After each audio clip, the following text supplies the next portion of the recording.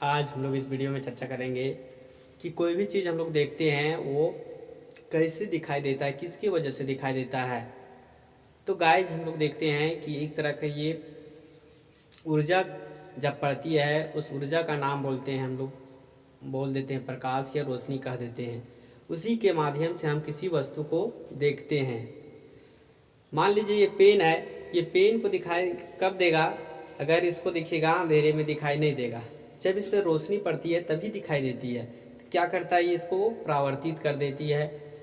तो परावर्तित कर देती है, यहाँ जब उसके प्रकाश की पड़ती है तभी दिखाई देती है, और परावर्तित जब हमारे आँखों पे आती है तभी इस वस्तु का आकार हमारे दिखाई देती है कि ये पेन है, ये मार्कर पेन है। नहीं तो ये अगर यदि लाइट नहीं रहता तो पता नहीं चलता ये डंडा है या पेन है, या फर्क हम लोग नहीं कर पाते।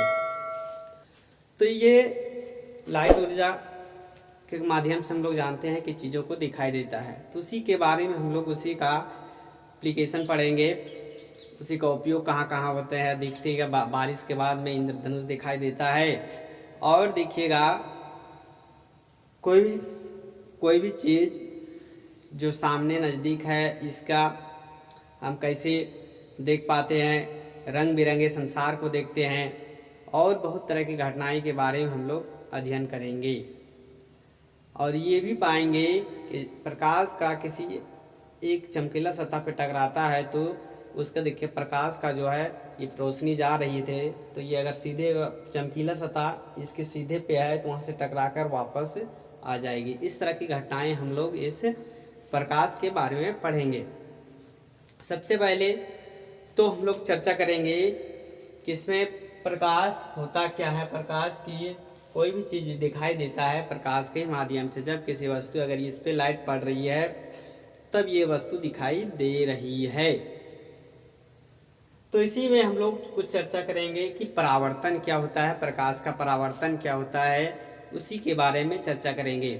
प्रकाश के परावर्तन में क्या होता है, चलते हैं हम लोग एक एग्जाम्पल लेके देखते हैं। प्रकाश का परावर्तन में क्या होता है, जब प्रकाश की किरणें किरण, अब प्रकाश की किरण की बात, प्रकाश तो बौछार के रूप में निकलती है ना। प्रकाश मान लीजिए प्रकाश निकल रही है तो ये बौछार के रूप में निकलती है। लेकिन किरण किसको कहते हैं, हम लोग गणित में पढ़ते हैं कि एक लाइन जाती है रेखा, उसी में ये दिखा देते हैं, यही किरण कहलाती है, ये किरण कहलाती है।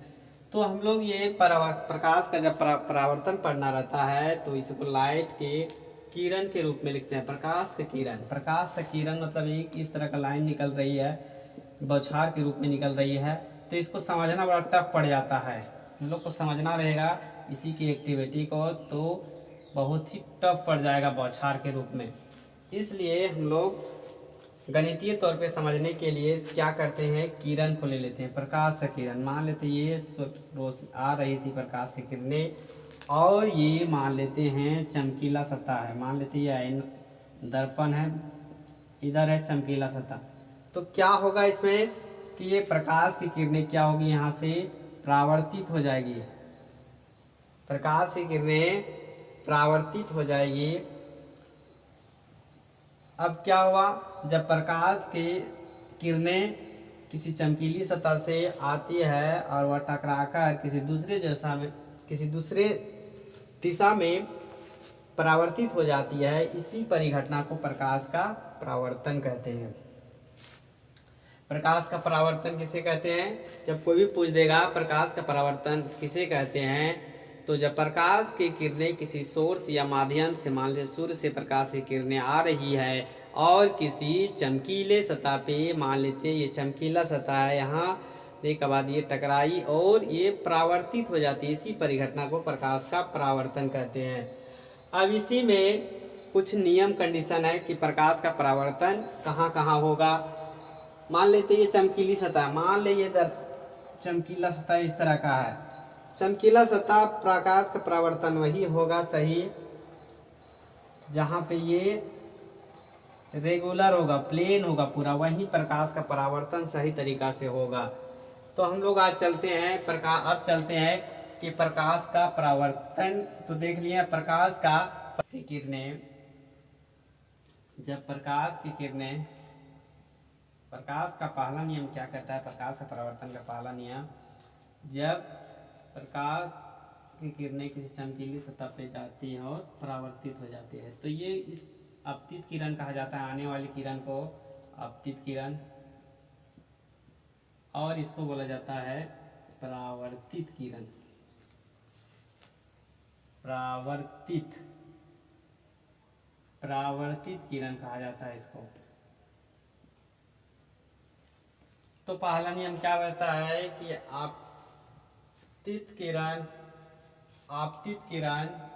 पहला नियम कहता है आपतित किरण, परावर्तित किरण, और यहाँ एक अभिलंब ड्रॉ कर देते हैं, इसको अभिलंब कहा जाता है। अभिलंब तो क्या होता है, ये तीनों जो होते हैं सो क्या होता है गाइस कि तीनों जो होती है एक ही तल पे होता है, एक ही बिंदु पे मिलता है। तो पहला नियम क्या कहता है, आपतित किरण, परावर्तित किरण और अभिलंब तीनों जो होंगे सो एक ही तल पे होंगे, अब दूसरा नियम क्या कहता है, परावर्तन का दूसरा नियम क्या कहता है? परावर्तन का दूसरा नियम, अब चलते हैं हम लोग गाइस कि परावर्तन का दूसरा नियम क्या कहता है। परावर्तन का दूसरा नियम क्या कहता है, मान लेते ये दर्पण है, तो ये प्रकाश की किरणें आ रही है और ये परावर्तित हो जा रही है। तो दूसरा नियम कहता है कि आपतन कोण, अब चलते हैं आपतन कोण क्या होता है, परावर्तन कोण क्या होता है। तो एक अभिलंब ड्रॉ कर देते हैं। अब देखते हैं ये अभिलंब है, अभिलंब, आपतित किरण, आपतित और परावर्तित किरण। अब देखते हैं आपतन कोण किसको कहते हैं? अभिलंब क्या है, आपतित किरण और अभिलंब के बीच जो बना होता है इसी को बोला जाता है आपतन कोण।